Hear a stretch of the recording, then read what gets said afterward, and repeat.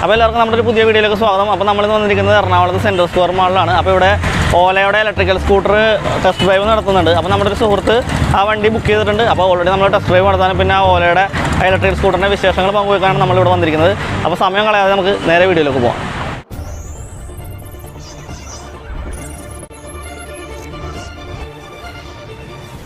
ഓല electrical scooter മെയിനായിട്ട് രണ്ട് വേരിയൻറ്റിലാണ് വരുന്നത്. ഒന്ന് ഓല S1 അതുപോലെ തന്നെ ഓല S1 പ്രോയും. അപ്പോൾ ഇവിടെ ഇവർ ഡിസ്പ്ലേ ചെയ്യാനും ടെസ്റ്റ് ഡ്രൈവിനായാലും കൊണ്ടുവന്നിരിക്കുന്നത് ഹൈ വേരിയൻ്റ് ആയിട്ടുള്ള ഓല S1 പ്രോയാണ്. ഇന്ന് സൺഡേ ആണ്, ഒരുപാട് പേര് ടെസ്റ്റ് ഡ്രൈവിന് വന്നിട്ടുണ്ട്. അതുപോലെ ഇന്ന് ടെസ്റ്റ് ഡ്രൈവിൻ്റെ ലാസ്റ്റ് ഡേ ആണെന്ന് പറയുന്നുണ്ട്. അടുത്ത ടെസ്റ്റ് ഡ്രൈവ് എപ്പോഴാണെന്നുള്ള ഡേറ്റ് അവർ പറഞ്ഞിട്ടില്ല. അപ്പോൾ ഈ വണ്ടിയുടെ കാര്യം പറയുകയാണെങ്കിൽ ഫുൾ ബോഡി ഫൈബർ ബോഡിയാണ്. അതുപോലെ തന്നെ ഇതിന് നട്ടും ബോൾട്ടും ഒന്നും ഒരു ഫാസ്റ്റനേഴ്സും പുറത്ത് കാണാത്ത രീതിയിലാണ് ഇവർ അത് ഡിസൈൻ ചെയ്തിരിക്കുന്നത്. ഒരു പെർഫെക്റ്റ് ഫിനിഷാണ് വണ്ടിക്ക് കൊടുത്തിരിക്കുന്നത്. 7 ഇഞ്ചിൻ്റെ ടച്ച് സ്ക്രീൻ ഡിസ്പ്ലേ ആണ് നമ്മുടെ വണ്ടിക്ക് വരുന്നത്. സ്റ്റാർട്ട് ബട്ടൺ, മോഡ് ബട്ടൺ, അതുപോലെ തന്നെ കോൾ അറ്റൻഡ് ചെയ്യാനും കട്ട് ചെയ്യാനുള്ള ബട്ടൺ, പ്ലേ ബട്ടൺ എന്നിവയാണ് റൈറ്റ് ഹാൻഡിൽ വരുന്നത്. ലൈറ്റും ഇൻഡിക്കേറ്ററും ഹോണും കൂടാതെ റിവേഴ്സ് മോഡ് ബട്ടണുമാണ് നമ്മുടെ ലെഫ്റ്റ് ഹാൻഡിൽ വരുന്നത്. ഓല S1 5 കളർ വേരിയൻറ്റും അതുപോലെ ഓല S1 പ്രോയ്ക്ക് 10 കളർ വേരിയൻറ്റുമാണ് നമ്മുടെ മാർക്കറ്റിൽ അവൈലബിൾ ആയിട്ടുള്ളത്. ബീറ്റ വെർഷനാണ് നമ്മുടെ വണ്ടിയിൽ ഉപയോഗിച്ചിരിക്കുന്നത്. അതുകൊണ്ട് തന്നെ ഒരു അൺഫിനിഷ്ഡ് സോഫ്റ്റ്വെയർ ആണ് ഇതെന്ന് പറയാം. അപ്പോൾ സോഫ്റ്റ്വെയർ അപ്ഡേഷൻ ഇടയ്ക്കിടയ്ക്ക് ഉണ്ടാകും. അപ്പോൾ നമ്മൾ മൊബൈലിൽ ചെയ്യുന്ന പോലെ ഇടയ്ക്ക് സോഫ്റ്റ്വെയർ അപ്ഡേഷൻ ചെയ്യേണ്ടി വരും. പിന്നെ നമ്മുടെ ഫോൺ ഇത് വണ്ടിയായിട്ട് കണക്ട് ചെയ്ത് കഴിഞ്ഞാൽ നമുക്ക് കോളായാലും മെസ്സേജ് ആയാലും ഫോൺ കയ്യിലെടുക്കാതെ തന്നെ അറ്റൻഡ് ചെയ്ത് വണ്ടി ഓടിക്കാമെന്നുള്ളതാണ് ഇതിൻ്റെ ഒരു പ്രത്യേകത. ഒക്ടാ കോർ പ്രോസസ്സറാണ് വിത്ത് 3GB റാമാണ് ഇതിന് ഉപയോഗിച്ചിരിക്കുന്നത്. അതുകൊണ്ട് തന്നെ വൈഫൈയും ബ്ലൂടൂത്ത് അതുപോലെ 4G കണക്ടിവിറ്റി എല്ലാം ഇതിൽ ആക്സസബിൾ ആണ്. വണ്ടിയുടെ മുൻപിലും പുറകിലും സിംഗിൾ ഷോക്കാണ് കൊടുത്തിരിക്കുന്നത്. അതുപോലെ തന്നെ പുറകിലത്തെ ഷോക്ക് ഹൊറിസോണ്ടലായിട്ടാണ് കൊടുത്തിരിക്കുന്നത്. സാധാരണ ചില ബൈക്കുകളിലൊക്കെ നമ്മൾ ഹൊറിസോണ്ടൽ ഷോക്ക് കണ്ടിട്ടുണ്ട്, പക്ഷേ സ്കൂട്ടറുകളിൽ ആദ്യമായിട്ടാണ് നമ്മളത് കാണുന്നത്. അപ്പോൾ ഹൊറിസോണ്ടൽ ഷോക്ക് ആയതുകൊണ്ട് തന്നെ നമുക്ക് ഡിക്കി സ്പേസ് കൂടുതലായിട്ട് കിട്ടുന്നുണ്ട്. അതായത് 2 ഹെൽമെറ്റ് വരെ വെക്കാൻ സാധിക്കുന്ന ഡിക്കി സ്പേസ് നമുക്ക് കിട്ടുന്നുണ്ട്. പിന്നെ ഹൊറിസോണ്ടൽ ഷോക്ക് ആയതുകൊണ്ട് തന്നെ നമുക്കൊരു ഹമ്പ് ചാടിയാലും നടുവിന് വലിയ പ്രശ്നം ഉണ്ടാവില്ല. കാരണം നമുക്ക് മുൻപോട്ടും പുറകോട്ടുള്ള ഒരു സസ്പെൻഷനായിരിക്കും നമുക്ക് കിട്ടുന്നത്. ഇനി വണ്ടിയുടെ ടോപ്പ് സ്പീഡിൻ്റെ കാര്യം പറയുകയാണെങ്കിൽ ഓല S1 90 km/h ആണ് കിട്ടുന്നത്. അതുപോലെ തന്നെ ഓല S1 പ്രോയിൽ 115 km/h ആണ് കിട്ടുന്നത്. അതുപോലെ തന്നെ 0 to 40 km സ്പീഡിലേക്ക് വണ്ടി എത്താനത്തോടെ എടുക്കുന്ന സമയം എന്ന് പറഞ്ഞാൽ ഓല S1 3.6 സെക്കൻഡ് ആണെങ്കിൽ ഓല S1 പ്രോയിൽ 3 സെക്കൻഡ് ആണ്. അതുപോലെ 0 നിന്ന് 60 km സ്പീഡിലേക്ക് വണ്ടി എത്താൻ എടുക്കുന്ന സമയം എന്ന് പറഞ്ഞാൽ ഓല S1 7 സെക്കൻഡ് ആണെങ്കിൽ ഓല S1 പ്രോയിൽ അത് 5 സെക്കൻഡ്സേ എടുക്കുന്നുള്ളൂ. അതുപോലെ തന്നെ റൈഡിംഗ് മോഡിൻ്റെ കാര്യം പറയുകയാണെങ്കിൽ ഓല S1 നോർമൽ മോഡും സ്പോർട്സ് മോഡും അവൈലബിൾ ആണ്. S1 പ്രോയിലാണെങ്കിൽ നോർമൽ മോഡും സ്പോർട്ട് മോഡും അത് കൂടാതെ ഹൈപ്പർ മോഡ് എന്നുള്ളൊരു സ്പെഷ്യൽ മോഡും കൂടി അതിൽ പ്രൊവൈഡ് ചെയ്തിട്ടുണ്ട്. ഇനി വണ്ടിയുടെ ബാറ്ററിയുടെ കാര്യം പറയുകയാണെങ്കിൽ അതിൻ്റെ റൈഡിംഗ് റേഞ്ച് എന്ന് പറയുന്നത് ഓല S1 ഒരു ഫുൾ ചാർജ് ചെയ്ത് കഴിഞ്ഞാൽ 121 km കിട്ടുമെന്നാണ് കമ്പനി പറയുന്നത്. അതുപോലെ തന്നെ ഓല S1 പ്രോയിലാണെങ്കിൽ 181 km വൺ ചാർജിങ്ങിൽ കിട്ടുമെന്നാണ് കമ്പനി അവകാശപ്പെടുന്നത്. അതുപോലെ തന്നെ ഹോം ചാർജിങ്ങിൻ്റെ കാര്യം പറയുകയാണെങ്കിൽ ഓല S1 ആണെങ്കിൽ 4 മണിക്കൂർ 48 മിനിറ്റ് കൊണ്ട് ഫുൾ ചാർജ് ആവും. അതുപോലെ തന്നെ ഓല S1 പ്രോയാണെങ്കിൽ 6 മണിക്കൂർ 30 മിനിറ്റ് കൊണ്ട് ഫുൾ ചാർജ് ആവും എന്നാണ് കമ്പനി അവകാശപ്പെടുന്നത്. ഞാൻ നേരത്തെ സൂചിപ്പിച്ചതുപോലെ തന്നെ ഇന്ന് സൺഡേ ആണ്. അതുപോലെ തന്നെ ടെസ്റ്റ് ഡ്രൈവിൻ്റെ ലാസ്റ്റ് ഡേ ആണെന്ന് പറഞ്ഞുകൊണ്ട് ഒരുപാട് ആളുകൾ ഇന്ന് ടെസ്റ്റ് ഡ്രൈവിന് വേണ്ടി ഇവിടെ വന്നിട്ടുണ്ട്. അപ്പോൾ വരുന്ന എല്ലാവർക്കും ടെസ്റ്റ് ഡ്രൈവിന് കൊടുക്കുന്നതല്ല, വണ്ടി ബുക്ക് ചെയ്തിട്ടുള്ളവർക്ക് മാത്രമേ ടെസ്റ്റ് ഡ്രൈവിനായിട്ട് വണ്ടി കൊടുക്കുന്നുള്ളൂ. അപ്പോൾ ഞാനും വണ്ടി ബുക്ക് ചെയ്തിട്ടുള്ളതുകൊണ്ട് എനിക്കും ടെസ്റ്റ് ഡ്രൈവിനായിട്ട് വണ്ടി കിട്ടുകയാണ്. അപ്പോൾ എനിക്ക് ടെസ്റ്റ് ഡ്രൈവിനായിട്ട് കിട്ടിയ വണ്ടി ഇതാണ്. അപ്പോൾ വണ്ടി നമ്മുടെ കയ്യിലേക്ക് തരുന്നതിന് മുമ്പ് തന്നെ അവിടുത്തെ സ്റ്റാഫുകൾ കുറച്ച് കാര്യങ്ങൾ നമുക്ക് വണ്ടിയെക്കുറിച്ച് പറഞ്ഞു തരുന്നതാണ്. അപ്പോൾ അതെന്തൊക്കെയാണെന്ന് കേട്ട് നോക്കാം.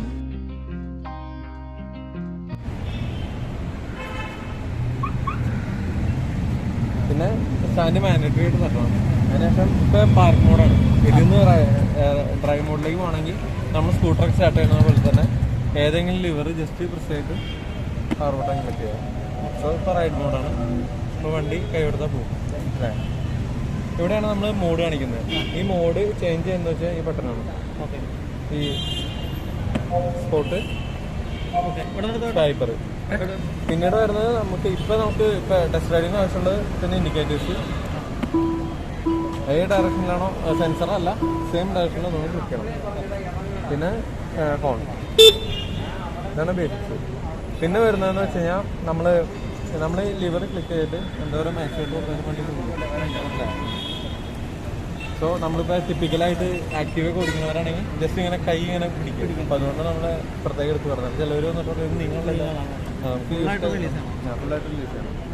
ഞാനിപ്പോൾ പറഞ്ഞ ഫീച്ചേഴ്സ് കൂടാണ്ട് ഒട്ടനവധി ഫീച്ചേഴ്സ് നമ്മുടെ വണ്ടിക്കുണ്ട്. അതായത് പ്രോക്സിമിറ്റി ലോക്ക്, റിമോട്ട് ബൂട്ട്, അതുപോലെ തന്നെ റിസീവ് കോളും മെസ്സേജ് ചെയ്യാൻ ഉള്ള സൗകര്യം, anti theft alert, geo fencing ഉണ്ട്. അതുപോലെ തന്നെ വൈഫൈ, ബ്ലൂടൂത്ത്, GPS കണക്ടിവിറ്റി ഉണ്ട്. ഓൺ ബോർഡ് നാവിഗേഷൻ വണ്ടിയിലുണ്ട്. അതുപോലെ തന്നെ reverse mode, hill hold, get home mode, അതുപോലെ തന്നെ ക്രൂയിസ് കൺട്രോൾ, അങ്ങനെ ഒട്ടനവധി ഫീച്ചേഴ്സ് വണ്ടിയിലുണ്ട്. അതെല്ലാം നമ്മൾ ഡീറ്റെയിൽ ആയിട്ട് പറഞ്ഞു കഴിഞ്ഞാൽ വീഡിയോ വളരെ ലെങ്തി ആയി പോകും. അതുകൊണ്ടാണ് ഞാനതെല്ലാം ചുരുക്കി പറയുന്നത്. അപ്പോൾ നമ്മൾ ടെസ്റ്റ് ഡ്രൈവിനായിട്ട് വണ്ടി സ്റ്റാർട്ട് ചെയ്ത് റോഡിലേക്ക് ഇറക്കുകയാണ്. അപ്പോൾ ഇനി വണ്ടി ഓടിക്കുമ്പോഴുള്ള അതിൻ്റെ കംഫർട്ട്നെസ്സും ബാക്കി കാര്യങ്ങളൊക്കെ നമുക്ക് വണ്ടി ഓടിച്ചുകൊണ്ട് തന്നെ പറയാം. അപ്പോൾ വണ്ടി നമ്മൾ സെൻട്രൽ സ്ക്വയർ മാളിൽ നിന്നും നമ്മുടെ എറണാകുളം MG റോഡിലേക്ക് ഇറക്കിയാണ്. അത്യാവശ്യം തിരക്കുള്ള റോഡാണ്. നമുക്ക് എത്രമാത്രം സ്പീഡിൽ പോകാൻ പറ്റുമെന്ന് അറിയത്തില്ല. നമ്മളിപ്പോൾ നോർമൽ മോഡിലാണ് വണ്ടി ഓടിക്കുന്നത്. അപ്പോൾ ഒരു സ്പോർട്സ് മോഡിൽ വണ്ടി ഓടിക്കാനാണ് എല്ലാവരും നമ്മളോട് റെക്കമെൻഡ് ചെയ്യുന്നത്.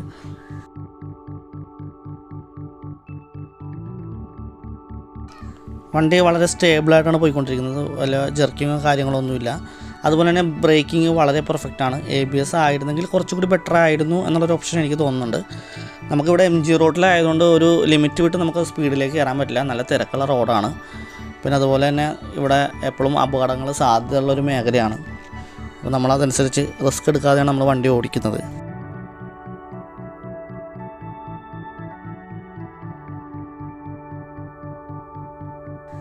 അപ്പോൾ നമ്മൾ വണ്ടി യൂട്ടേൺ എടുക്കാനുള്ള സ്ഥലമായിട്ടുണ്ട്. നമുക്ക് വളരെ നിസ്സാര കിലോമീറ്ററേ, ഒരു ഏകദേശം 1.5 കിലോമീറ്ററിനടുത്തേ നമ്മൾ വണ്ടി ഓടിക്കാൻ കമ്പനി നമുക്ക് തരുന്നുള്ളൂ. ഒന്നാമത് ഇന്ന് തിരക്കുള്ള ദിവസമാണ്. വണ്ടി എത്രയും പെട്ടെന്ന് എത്തിച്ചിട്ട് മറ്റ് ടെസ്റ്റ് ഡ്രൈവിന് വന്ന ആളുകൾക്ക് വണ്ടി കൈമാറാനുള്ളതാണ്. നമുക്കപ്പോൾ മോഡ് ഇതുവരെ മാറ്റാൻ സാധിച്ചില്ല. അപ്പോൾ നമ്മളിപ്പോൾ വണ്ടി നോർമൽ മോഡിൽ നിന്നും സ്പോർട്സ് മോഡിലേക്കൊന്ന് മാറ്റി നോക്കുകയാണ്.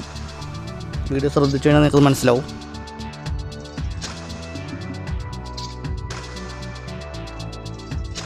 വണ്ടി സ്പോർട്സ് മോഡിലേക്ക് മാറ്റിയപ്പോൾ തന്നെ വണ്ടി എൻ്റർലി ഡിഫറൻ്റായി, ഭയങ്കര പുള്ളിങ്ങൊക്കെ കൂടിയിട്ടുണ്ട്.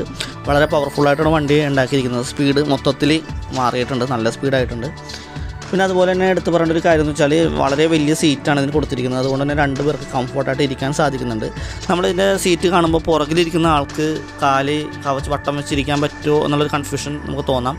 അപ്പോൾ പുറകിലിരിക്കുന്ന ആളുടെ ഫുഡ് റെസ്റ്റും തന്നിരിക്കുന്നത് അത്രയും വൈഡായിട്ടായതുകൊണ്ട് തന്നെ പുറകിലിരിക്കുന്ന ആൾക്കും കംഫർട്ടായിട്ട് ഇരിക്കാൻ സാധിക്കുന്നുണ്ട്.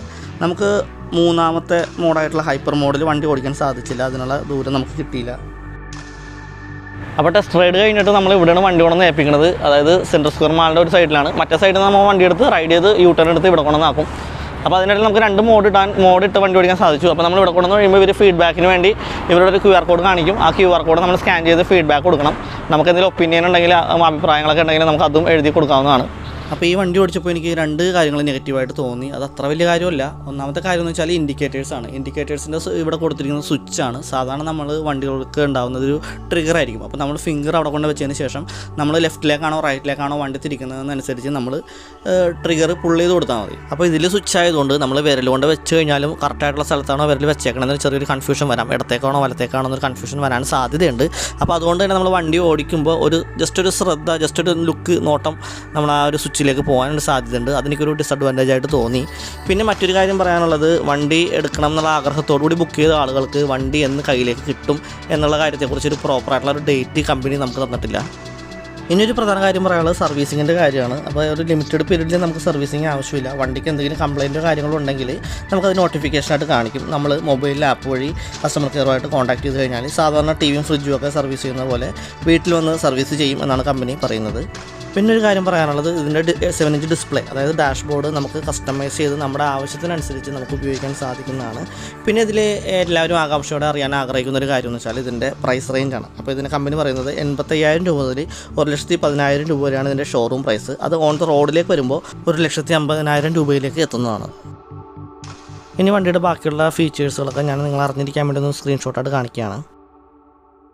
അപ്പോൾ നമ്മുടെ ടെസ്റ്റ് ഡ്രൈവ് കഴിഞ്ഞു. അപ്പോൾ ഇന്നത്തെ വീഡിയോ നിങ്ങൾക്ക് ഇഷ്ടമായെന്ന് വിശ്വസിക്കുന്നു. വീഡിയോ ഇഷ്ടമായെങ്കിൽ വീഡിയോ ലൈക്ക് ചെയ്യുക. അതുപോലെ മറ്റുള്ളവരുടെ അറിവിലേക്കായി ഷെയർ ചെയ്ത് കൊടുക്കുക. അതുപോലെ നമ്മുടെ ചാനൽ സബ്സ്ക്രൈബ് ചെയ്തിട്ടില്ലാതെ ആരെങ്കിലും ഈ വീഡിയോ കാണുന്നുണ്ടെങ്കിൽ ദയവായി നമ്മുടെ ചാനൽ സബ്സ്ക്രൈബ് ചെയ്ത് നമ്മുടെ ഫാമിലിയിലേക്ക് വരിക.